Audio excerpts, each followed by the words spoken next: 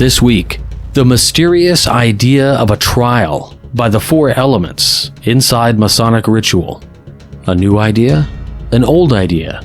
Is it original to Freemasonry in any way, shape, or form? Brother Patrick Day takes on the topic in Masonic Mythbusters and leaves no stone unturned. Then we've got exclusive news about Masonicon Chicago. We're revealing topics, additional presentations, and a whole lot more. And then we will wrap it up with a great article called After the East. So many times we get the blues after we leave the East. What do we do now? We're irrelevant. But are we? The topic will be explored in depth, and I think by the end of it, you'll have a new passion, a new inspiration. All this and more. Stay tuned. Welcome back to Whence Came You, a Masonic podcast featuring research papers and discussions related to Freemasonry. Here's your host, Brother Robert Johnson. Welcome back to the WZY podcast. This is episode number 606. Got a lot of love from you all when I was under the weather, so thank you guys so much. I'm still not back 100%, but we're going to call it 99%, I hope. And anyway, as always, I want to start out the program by thanking our contributors, our fellows, producers, and legacy partners. All of you have been assisting in the production of this podcast through your financial support, which is so amazing, and I am so grateful for. We've been doing the show since July of 2011, and it is no small endeavor. Just like anything else that we all have that we do on the side to assist in Masonry, it takes a lot of time and effort, and that is something that I take very seriously. I could not do it the way we do it and continue to add value to the program without all of you.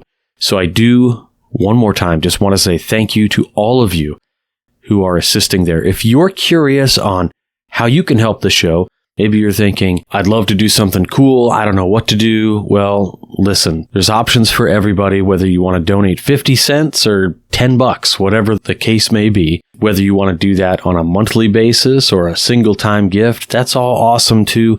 All the money goes right back into the production of this show. And you can find out all of that information and more if you head on over to wcypodcast.com and then click on Support the Show. There are options via PayPal, via Patreon, and again, I very much appreciate all the help. Thanks again for considering. Now, the first thing I want to get into this week is a brand new Masonic Mythbusters. So, let's get into that right now. In a digital landscape filled with historical inaccuracy, out-of-context quotes on memes and sound bites, there is an epidemic of fraternal occult, mythological, and historical misinformation. It's time to set the record straight.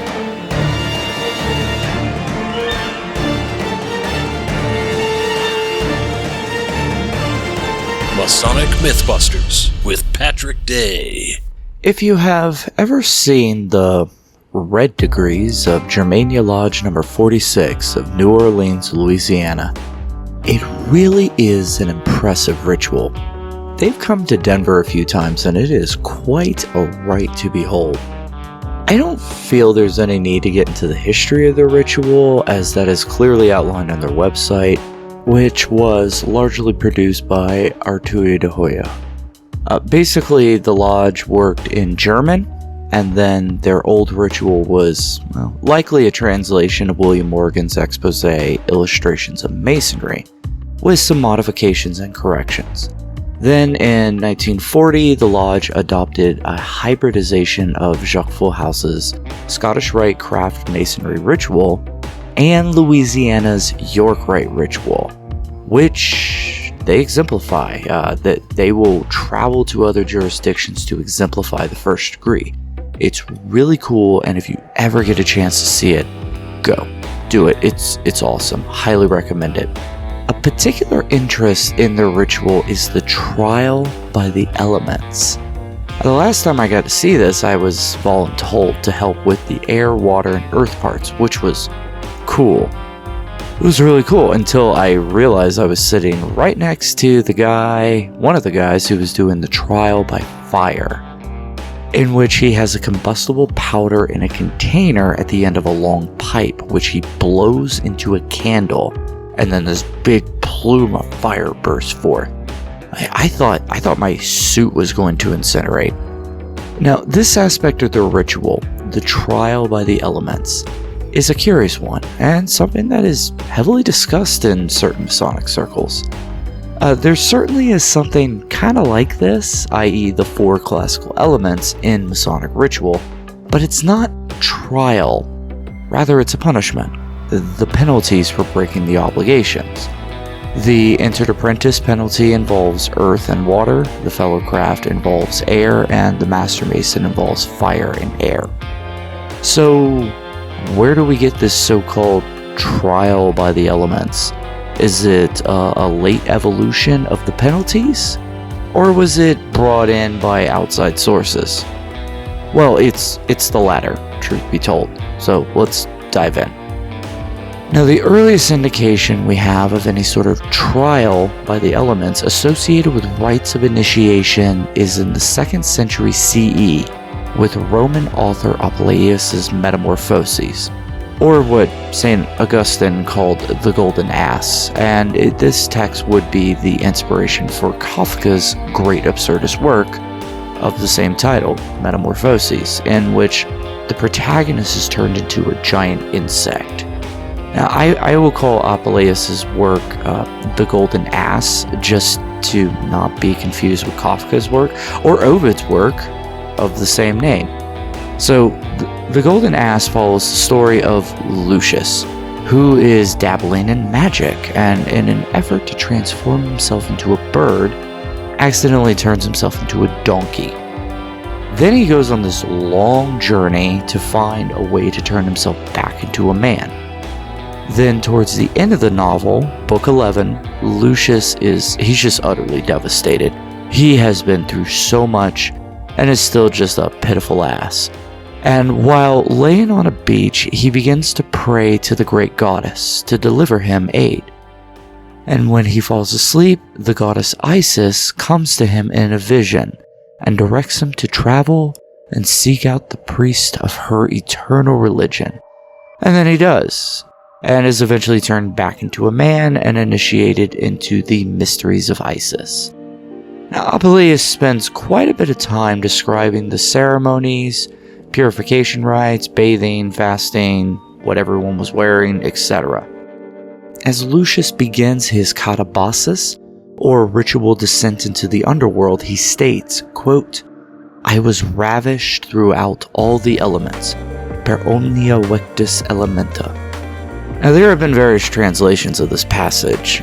Adlington translates it as ravished, Hansen translates it as traveled, and on some rather spurious websites I have come across, they would translate it as purified.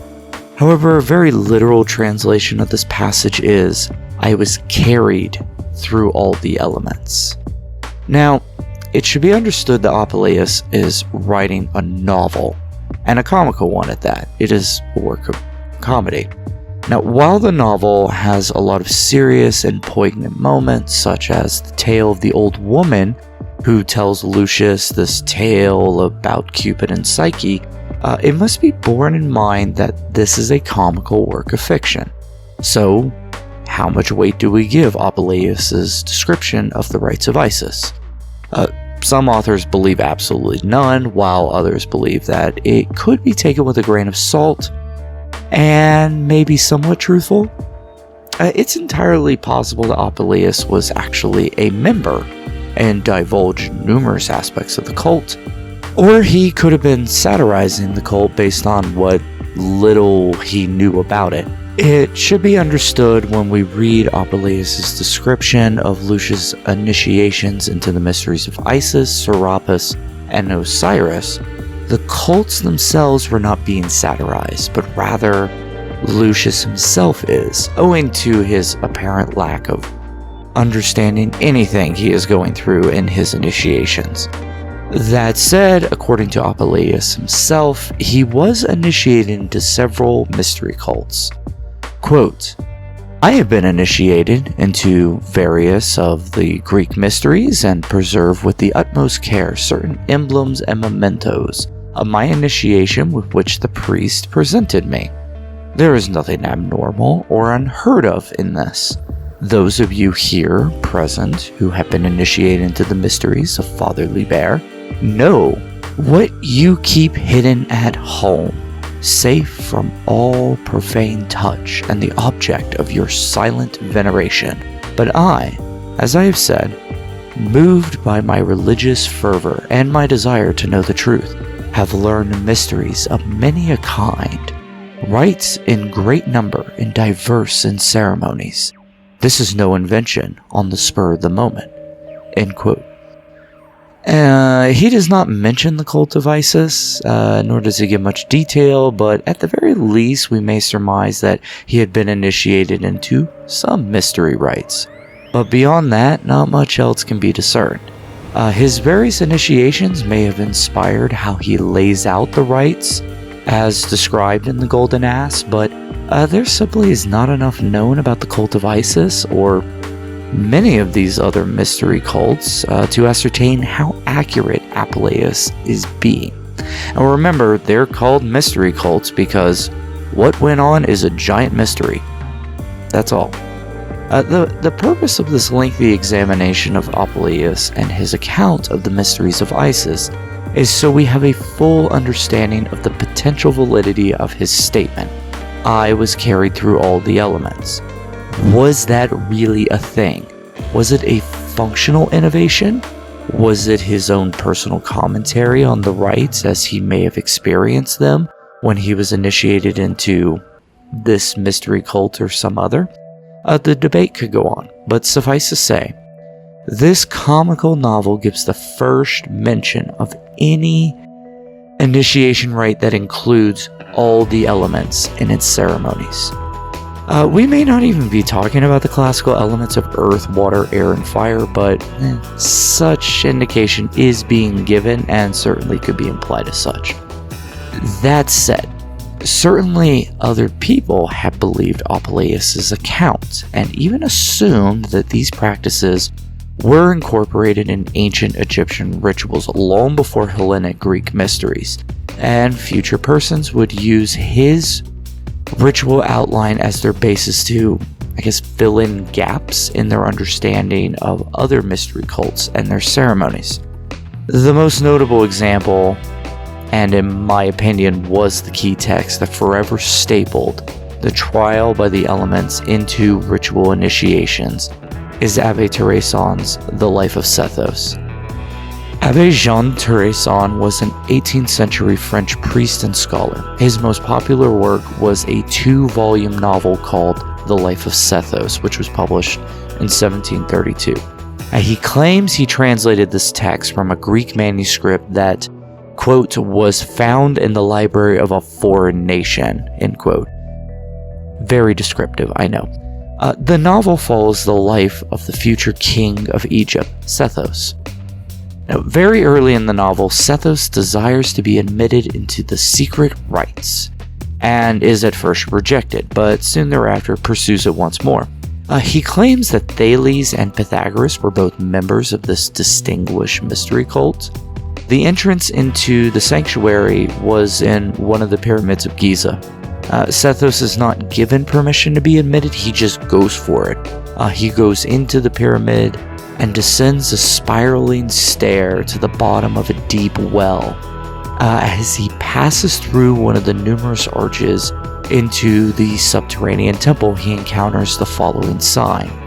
Quote, "Whoever goes through this passage alone and without looking behind him shall be purified by fire, by water, and by air, and if he can vanquish the fears of death, he shall return from the bowels of the earth. He shall see light again, and he shall be entitled to the privilege of preparing his mind for the revelation of the mysteries of the great goddess Isis." End quote. Sethos then undergoes a series of tests whereby he must pass through chambers and navigate the elements. He will pass through a room with fire and an iron grated floor. He'll find a path along the iron and in between the flames where he can safely pass. Next, he must pass through a water channel that is fed by the waters of the river Nile. He crosses this and comes to a chasm with a raised drawbridge on the other side. Above him are 2 iron hoops suspended by chains. He grabs a hold of these, dangles over the chasm for a brief moment as the bridge drops before him. He is then admitted into the inner sanctuary of Isis, where he beholds her cult statue and is caused to drink water from the previous channel and told, quote, "Let this water be a draught of Lethe for forgetfulness with regard to all the false maxims which you have heard from the mouths of profane men," end quote. And then he's offered a concoction of Kakeon, which is the sacred drink of the rites of Eleusis, which is really just mint barley water, and told, quote, "May this be a draught of Messemene, or memory for the lessons which will now be given you by wisdom," end quote. There is no mention of a trial by earth, but given the fact that Sethos is deep underground beneath a pyramid, it stands to reason that this is already the trial by earth. Tereson's novel was immensely popular and highly impactful on both art and initiation rites. It would be one of the influential texts that inspired Mozart's The Magic Flute, and would inspire the enigmatic and strangely perverted French architect Jean-Jacques Lequeux, who did a rendering of a cross-section through an entire temple with its chambers and inner sanctuary, and an inkwash rendering entitled The Gothic House, Maison Gothique. Later authors believe Tereson's work to be so real that near verbatim regurgitations of his descriptions of Sethos' initiations are included in what were considered legitimate works of intense academic rigor, such as Charles Heckthorne, who describes the initiation into the mysteries of Isis in his secret societies of all ages and countries. And he copies almost entirely from Tereson's work, so much so that he appears to be unabashed at his near blatant plagiarism. William Warburton also relies extensively on Tereson's work as factual evidence in his Divine Legation of Moses. Moses' Reading includes the purification of sins by the elements in Akatabasis in his illustrated history of Freemasonry. Leadbeater unabashedly cites Apuleius' golden ass for the source of his information on the Egyptian mysteries in his work Glimpses of Masonic History. There were countless other authors who looked to Apuleius and Tereson for this information.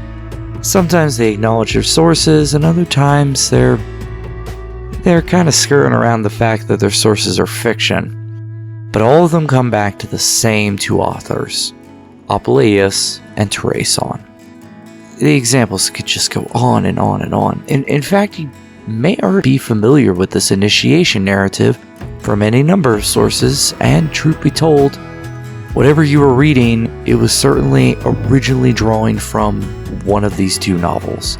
The point is that so far, the 2 most influential texts on the use of the 4 classical elements in initiation rites are to be found in works of fiction, with no other factual information to support them. For Apuleius and Tereson, it's permissible for them to make these things up. I mean, after all, they're writing novels. But how did we as Masons, men who are supposed to be guided by truth and reason and critical thinking, come to take all of this so seriously? No clue. Seriously, I have no idea. I would venture to say that some Masons were trying to fill in gaps in Masonic legendary, and others just wanted these things to be real so badly that they convinced themselves it must be real. Trying to substantiate and fill in the gaps would be a venture of monumental proportions. Suffice to say, I have found no other uses of a trial by elements in any ritual form in the interim between Apuleius and Tereson, and its introduction into Masonic ritual most certainly originated in France via Tereson's Life of Sethos. I mean, I guess we get so caught up in myth and legend that we end up presuming these works of fiction were rooted in something much older, and therefore something real. And then when we look at our own Masonic rituals, i.e. the penalties of violating the obligations, And when compared and contrasted with these works of fiction, something resonates. It seems Masonic. I mean, I've even seen Mozart's magic flute used as evidence that these trials by the elements are Masonic, just because Mozart was a Mason. And we seem to have skipped something here if we're relying on an opera as fact. I mean, we might as well take the movie From Hell as proof that Jack the Ripper was a Freemason, if that's how we're going to go about this. And it distorts things, even for serious academics. Take, for instance, Barry Bergdahl, who in a lecture on Jean-Jacques Lequeux describes Maison Gothique as Masonic, and claims this may even be evidence that the pornographic architect was a Freemason. I love Barry Bergdahl, and he's one of the most eminent architectural historians of our day, but these narratives of the trial by the elements as being Masonic even lead serious academics astray. I mean, ultimately we must consign ourselves to the fact that the trial by the elements were most likely and most certainly total fabrications, founded in imagination and later asserted as fact. All human institutions, customs, and norms were made up at some time or another. The older the tradition, the more it is deemed valid, what would be called evident by antiquity. So we can safely say that the idea of a ritual application of the classical elements goes back about 1800 years, and is first mentioned in a work of comical fiction. Then it is later reinvigorated in another work of fiction, and those are our sources. Fictions. It leaves you something to think about, I guess.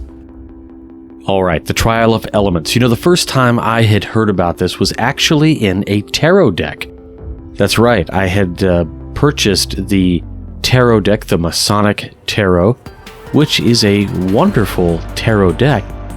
But in the book, the white book, you would call it perhaps, or the explanation book that you get with most of your decks, where they explain the symbolism of each card, and sometimes these symbolisms change in terms of their meaning based on who is creating the deck. In this case, it is the Masonic Tarot, so that it is created by a purported Mason. And inside of the explanation book, it talks about these 4 trials. Now, no doubt they seem to connect back to some sort of European origin. My guess is, of course, they come from South America by way of the trade routes in France, and probably connect back to these 2 fictional tales. It's very interesting when I think about exactly what Patrick Day is trying to tell us here, which is that these things are a part of our Masonic experience, and perhaps we venerate these quote-unquote red degrees, or the practices where we find interesting cases of one-off styles of degree work. And we look at it as if the grass is greener, or I wish we could do that, or that's the original way, and we mystify it as holding it above something else. But in actuality, when we do the scholarly work to uncover where these things come from, it often leads to some disappointing notions. Certainly in this case, I wouldn't describe it as disappointing, because it's nothing that I have, endeavored to say in my views of Masonry that that's the original way it should be, etc., etc. So, very cool though. I really enjoyed the segment, and I hope you did also. So the next time you're out there and somebody talks about some great rite out there that does these trials by the elements, you can tell them, hey, those come from a couple of works of fiction, and we just kind of put it in our degree work and took it for fact. So the next thing I want to talk about, of course, you guys, I am super excited. We are so close. 26 days away. Masonicon Chicago. If you have not received the emails, there's been some big changes and big news with Masonicon Chicago. Of course, the biggest change is that this year it is sponsored by my lodge, Space Novum number 1183 of the Grand Lodge of Illinois. Space Novum's Masonicon Chicago. Now, we've been saying that this is going to happen on September 16th in 2023. But guess what? It was so popular and we have so much interest, we decided to add a second day. That's right. We're going to start it off September 15th at about 5 p.m. We're going to do an impromptu gathering at the lodge. We'll order some pizza. We'll have 2 speakers that night. We'll clean up a little bit, and then we're going to walk across the street and have some beverages together and anything else we'd like and talk the night away. Of course, the next day, we'll have a full panel of speakers as well. But to give you guys just a little bit more of a taste here, Friday night, we're going to have James Buckhorn. He is the Grand Lodge of Indiana Masonic Education Chair. He's going to be doing a presentation called, get ready for this, Your Mentor Was a Romantic Guy. The Empiric Strikes Back. A lack of curiosity killed the cat, and why you should learn to start questioning everything and love the authentic school. The whole premise behind this, you can watch the videos that we've released on this, but in general, James is going to tackle such topics that have been given to us from our mentors and things that we've been taught over time, and to look at them with a critical eye and say, is it true? And then we're really excited as well. We've got illustrious Brother Stephen L. Harrison speaking on Friday night as well. He's doing a presentation called The Third Ruby. Now, if that sounds a little demolay-ish, that's because it is. It is a wonderful presentation about Frank Land. And if you click the link to the video that will explore the topic a little bit more for you, I think you'll agree it's going to be a wonderful and emotionally connected talk. Certainly, Demolay will definitely enjoy the topic and have a special connection to it. And did I mention that this is all open to the public? That's right.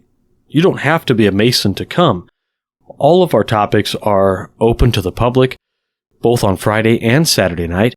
So just grab your ticket and you can come on in. Really encouraging. We've got the Demolay coming out also for that night, and also on Saturday. They're not there to serve or do anything else other than to promote the wonderful works that they're doing. We're having Lakes chapter of Demolay come out. Now on Saturday, September 16th, we've got some great stuff happening as well. We're starting the day bright and early at 8 a.m. We'll have some opening remarks and things at around 8:30, and then we're opening it up with Chad Kopensky's work on a presentation called The Closed Book of John Shearer. This is heavily steeped in art, and I think if you click the YouTube and you watch the YouTube link and you watch the promotional video about this, you're going to definitely get excited. We've also got Joe Martinez. His topic is called The Application of Esotericism in the Craft. So many things we do in Freemasonry are necessarily esoteric or philosophic in nature. Esoteric meaning an internal, sort of intrinsic quality to what these things are. Joe's going to take apart the ritual that we are all familiar with, including some Illinois specifics, and talk about the philosophical and esoteric value of those things. He's going to demystify it a little bit for us. And then in this premiere presentation, Spencer A. Hamann, a virtual Leonardo da Vinci of the 21st century, is doing a presentation called Deus in Machina, or Machina, Philosophy and Finding the Divine in Esoteric Woodworking. Spencer is a craftsman throughout, both in mind and in physical matter. What he dreams, he can make. And in this particular presentation, I think you are going to find extreme inspiration. We've got Darren A. Laners later on in the day talking about the magical royal art, Freemasonry. He's going to talk about a lot of the things that we take for granted in Freemasonry and their deeper significance and meanings, and perhaps how we can learn to explore these and implement these ideas in lodges in order to make things a little bit more serious. I'm very excited to say that Robert W. Marshall, coming out of the Grand Lodge of Texas, all the way down from Waco, Texas, actually, is coming up to give us a really fun presentation called Monsters in the Making, tracing the mark of Masonry on the horror genre and why it matters. In this presentation, Robert is going to be giving us information about all of the times where the craft has influenced things that happen in the films and books and pop culture and those horror genres. It's a very exciting and very entertaining talk. And if you think that that means it's not going to be cited or academic in nature, you're wrong. Brother Robert Marshall brings all of this amazing information into his talk. And in fact, one of the best parts about it is he's going to tell us why it matters as modern day Masons. If you were ever looking for secrets of a secret sort of organization, well, look no further. We've got James Fry coming on to talk the secrets of the Swedenborgian Rite. He's so close to writing a book about this. In fact, we just did a Masonic Roundtable episode with Brother James Fry that could serve to give you a slight primer for what he's going to be talking about. But make no mistake, he'll blow your minds with a lot of really cool stuff, and he's really only scratching the surface. So you're going to want to check this out, and if it interests you, you're going to want to pick up the book when it comes out. Wrapping up the day, we've got Right Worshipful Brother Michael Jarzabek. He's doing a presentation on H.P. Lovecraft and Freemasonry, a considerably twisted version.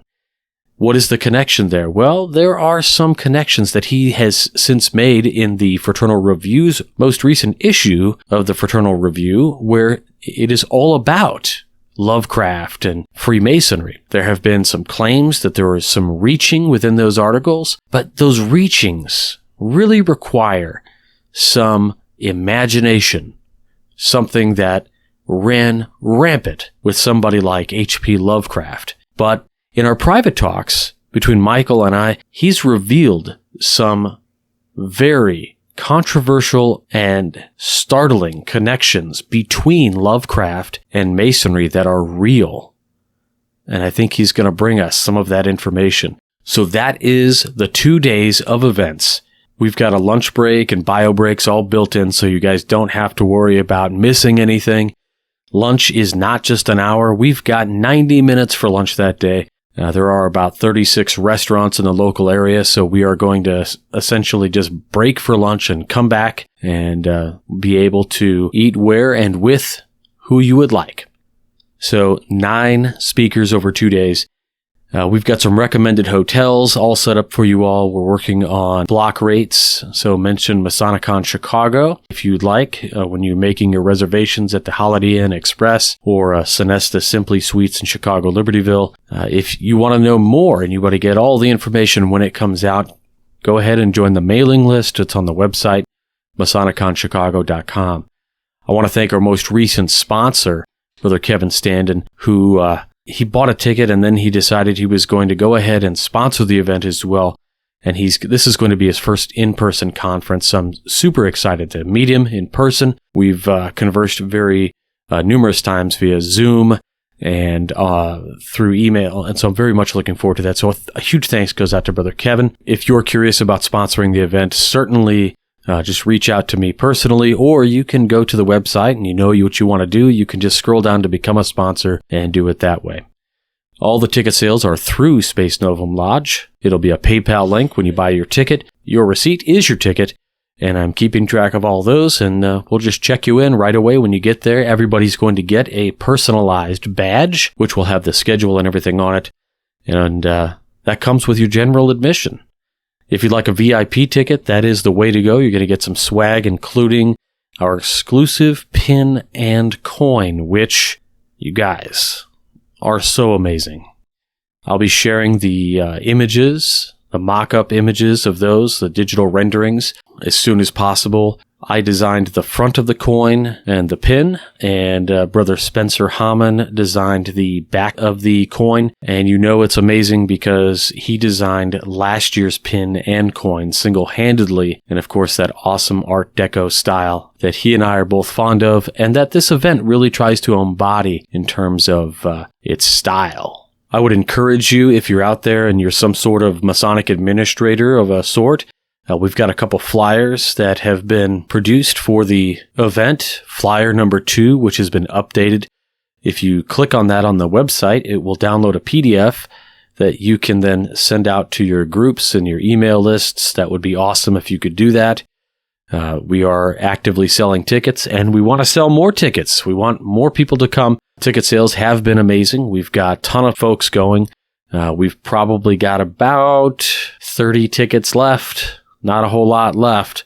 So we are looking forward to that. There is no online option. I know that's upsetting to some of you. However, this is by design. We are looking to put together a very exclusive in-person event, and we will record the lectures, and those recordings will be available to our VIP ticket holders as soon as they are processed, and will then go public after about 6 months. So then they will be able to be viewed by just about anybody. Anyone who's out there who would like to watch them on YouTube, they'll be on the channel there. Of course, you can subscribe to the MasoniCon Chicago YouTube channel, which will let you know every time we publish a cool video or announce something via video. And I think that's about it regarding MasoniCon Chicago. So I just want to invite you all to the website. Go ahead and get your ticket, whether it's a VIP or general admission. We are not doing any meals together. Again, there's no festive board, nothing like that. Once we break for the meals, it is up to each and every brother to go ahead and decide where they would like to go and who they'd like to go with. And the hope here is that it makes it easy for everybody to network and explore the various options for food and entertainment that you would like to do. So thanks so much, you all, for already making this a success. The piece I would love to read for you this week is something that I find to be a wonderful topic. There's been so many things written about getting ready for the East, preparing for your year as the worshipful master. And yet, oftentimes we are sailing toward the end of our term in the East, and we have to ask ourselves, what the heck are we gonna do next? Well, this was a topic addressed by Christine Wilson Slack. Now, she is a contributor to our book, How to Charter a Lodge, a no-nonsense, unsanctioned guide. And she's also a wealth of knowledge on these topics. So this is called After the East. Let's check this out. Prior to becoming the master of a lodge, seated in the east of the temple, the Freemason may begin their career in any number of offices, depending on the Masonic obedience to which they belong. In some orders, lodges are small, and the new Freemason may be required to perform several offices at the same time. In my order, my first few years were filled with floor work, secretarial work, music, and a host of different roles. I learned a lot about the needs of the individual offices as well as how they work in conjunction with others. Was it optimal? It suited me, and while some might disagree, it was what we had. I was grateful for the opportunity to serve and to learn so much so quickly. That service was rewarded with a growing lodge. We soon were able to fill offices with individuals, each one learning in depth their position and place. This too had its treasures, as each member was soon able to grasp a whole essence of working together to a harmonious end. It wasn't until I was installed as the second of the lodge that I contemplated moving to the east and having to be quote-unquote in charge. The second in the lodge sits in the west and is typically called a warden or senior warden. The terrifying and ominous prospect of eventually taking over the care and feeding of the lodge had also filled me with questions. What would I do differently? What plans did I have? What would be my legacy? Quickening evolution. It is said that Freemasonry quickens the evolution of man. What this means is that the circumstances of the lodge change and undulate, causing the Masonic officer to shift and change to the best of their abilities. One should note that the lodge is not the temple or building where Freemasons meet, rather it is the body of Freemasons that come together for the ritual purpose. It is the group, not the place. Therefore, the lodge, a group of people, is the catalyst for the evaluation of the individuals that are part of it. At least, this is what I see that it means. In practical terms, it means that all the planning in the world can't prepare you for everything. As the second, I remember sitting across from the master to whom I was supposed to be supporting and helping and feeling a sense of annoyance and frustration. Why is she doing it this way? Why not that way? I had to learn to break down, tear apart, and dismantle. This can be overwhelming for some. If their master would just move out of the way, the real work can begin. How utterly naive and how utterly appropriate, if a bit out of control. Arriving in the East. The first thing that comes to one upon arriving in the East is the notion that perhaps you weren't as good a Mason as you thought you were. I don't mean that you don't know how to rule a lodge. We know this comes with practice. Some may be born to leadership and find their path easily, while others need to cut through the weeds and jungle to make their way. The master in the East learns how to file the paperwork and execute the ritual. They may be able to train and educate others in the art of Freemasonry. There's always a lot of work and a myriad of questions to answer. However, sitting in the East causes one to reflect on their own Masonic career to this point. How did they treat their masters before them? How did they respond to requests for help either from officers or their fellow brothers? Did they treat Freemasonry with the reverence it deserves? Many times the answer is that we know we could have done better. Some masters overcompensate and try to be even better, whatever that might mean. They swing too far one way, a pendulum swinging wildly out of control. They leave their lodge perhaps more chaotic than they found it. They might also swing the opposite way, realizing that the job was a lot more complicated than they believed. They devolve to letting others run the lodge, assume their officers know their jobs, and eventually chaos infiltrates. Luckily, both of these outcomes are rare occurrences. Sitting in the East is a lot harder and in some ways easier than we believed. Masters rise to the occasion through humility, determination, grit, and compassion. They learn to let go, delegate, and follow up. Caring for your members goes a long way to success. Are they perfect? No, but generally they know it. And they know they can always do better. The silent watcher.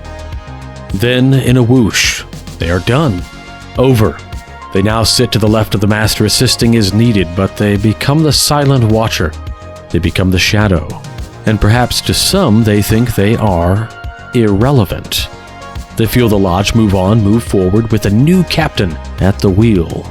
It is the rare master who moves back into an officer's role in their own lodge. In some Masonic jurisdictions, the mastership may only be 1 year, and in others it may be as long as 4 or 5 or whatever the case might be.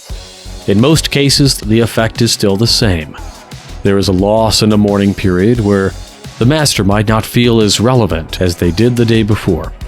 This position of immediate past master is, to me, one that relates to the apprentice, someone who is newly initiated into Freemasonry. It's the octave above the apprentice, creating a chord of harmony, relationship, and continuity within the lodge. There are 7 regular offices in the lodge, and the past master completes the cycle to bring the work to the next level. They connect with experience, history, and ritual to bring careful insights to the next generation. A call for vaster service. In real practical terms, the past master is the memory of ritual and procedure. There are certain positions within the lodge meeting that are ideal for a past master to fill.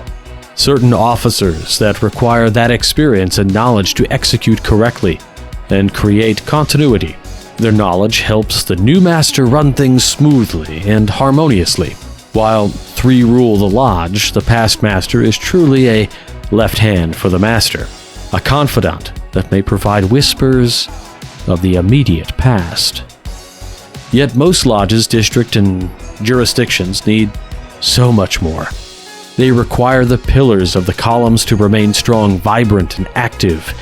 The past master may be a stabilizing force for not only the lodge, but also may be for others in the area. They may be writers and builders able to support Freemasonry from the depth of their experience. They may contribute to their overall order or to a wider set of lodges if they feel so inclined. If anything, the past master has a wider range of service than ever before. There's a world of Freemasonry that requires their experience. Much as we need the masters of crafts to mentor and teach new workers. Life for the past master is not fading, not at all. If anything, the world becomes far vaster than they could ever imagine. Dang. Talk about a call to service. If we were ever leaving the East, or we found ourselves out of the East and completely irrelevant with no direction where to go, this is a wake-up call. What a wide array of things that we can now serve. This added experience. We just need to find out what it is and begin to apply to it. I love this message. It keeps us looking for more service. Because as we all know, just like receiving your degrees doesn't mean you're a better man. It means we've received the degrees to which call us to be a better man, to reflect on the lessons within the ritual, to study the philosophies, and to implement those in our lives. And once we've been able to administrate the craft at the local level, perhaps it's time to spread your wings and find even more to go after. Maybe you should write a book. Maybe start a blog. Maybe contact the Grand Lodge and ask how you can help promote something in Freemasonry and using your own talents wherewith God has blessed you as well to His glory as to the benefit of your fellow creatures, as we like to say. That's it for this week. I want to thank you all for joining us. My plan for the next episode is to have a brand new segment from Brother Mark St. Cyr, and I really want to talk about the freshly finished John Skeen Conference, which was an absolute amazing event. I was talking with a good friend at the event. We were talking about FOMO, F-O-M-O, fear of missing out. And he said we need to talk about something else. COMO, C-O-M-O, confirmation of missing out, because that's in fact what we have now for those who did not find the ability to make it to this event.